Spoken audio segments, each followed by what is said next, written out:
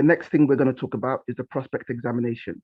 So for your prospect examination sheet, what you're going to go through is finding out the details of the target market and target prospect you're going for. So you'd start with basic demographics. So age, gender, location, if those are relevant to what you're doing. So you can change them if they're not. You can change gender to, I'm not even sure what you can change it to right now, but you can change it to anything you wanted to. So you could change it to how many children they have. Maybe that's because that's the focus of whatever you're selling. You could change it to what instrument they play. It depends on what you're looking for. We have some other parameters. You might want to know their ethnicity, their education, their relationship status. You might want to know their income, their education, again, their living status. So it depends on what you actually want to find out or what's relevant to what you need to know about your demographic. Then some psychographics, some behavioral and lifestyle things you need to think about. What's their fundamental problem or desire? Again, in relation to the expertise you've got. What is the position they're currently in? What is the position they're unaware of? So often people are sold what they want and they're given what they need. They might need certain things that they're not aware of, but you couldn't sell that to them because it's not appealing or they don't realize they need it. So you need to highlight what are the things that they might have problems with that they need to fix that they don't know, right? Somebody might say, we've met people in our space who say, can you get me a website so I can sell more? They believe in order to sell more, they need to improve their website, but it's actually their outreach and their promotions that are very poor. So it's like, we would put a package together that helps them develop their website, but also teaches them how to sell better. So what position are they in that they're unaware of? What they lacking that they don't realize they need? What is their desired position? Where would they like to be? What position would they like to be in?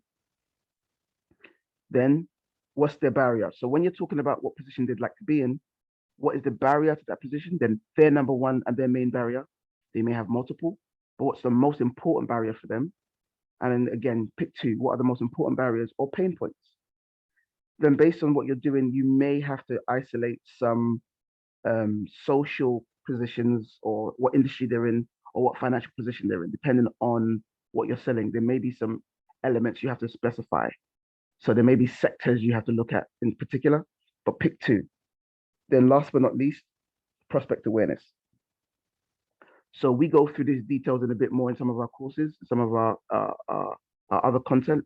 But prospect awareness is essentially in relation to their satisfaction level, how aware are they of what's happening? So you have completely unaware. Those are for people who have no idea what they want to be satisfied and what they need. They're just there essentially unaware of what they're lacking or unaware of what the real problem is. Then you have people who are what we call problem or desire aware. So they are usually aware of what the problem is, or they have a desire, but they have no idea what to do about it. Then you have people who are solution aware.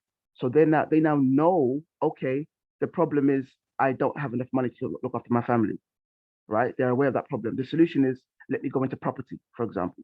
So that's one solution. The solution could be let me go into stocks, let me go into crypto. That's another solution. So people who are solution aware, they know about things that can be done to fix a problem. Then there's product aware. Product aware would be somebody who wants to make a second stream of income and they decide, let me go into crypto, for example, or let me go into property. And now they're trying to work out what products in property are there that I can now develop or learn or build in. So there's people who are selling properties. There are people who are selling training for rent to rent. There are people who are gathering investors together to get properties done or get property deals done. There are people who are renting out their rooms on Airbnb. So those are products slash solutions, but products. Then there is most aware. That's somebody who knows what products are in the market, how much they cost, and what they're thinking about is who's the best option, or what price is the best price, or what features and benefits are the best. So you need to decide who you're going for. So whatever market you enter in, there's going to be people at every level in that spectrum. The reality is you want everyone to go through that spectrum to the end. So you can pick people who are completely unaware, or people who are maybe solution aware, or people who are most aware. This will affect how you approach them and what you would offer them. But you must decide on who you want to pick. We suggest everybody goes for people who are either problem slash desire aware or people who are solution aware. So they know of ways they can fix a problem, but you're going to bring them your expertise and your experience as the best way. Your offer is the best way to solve that problem.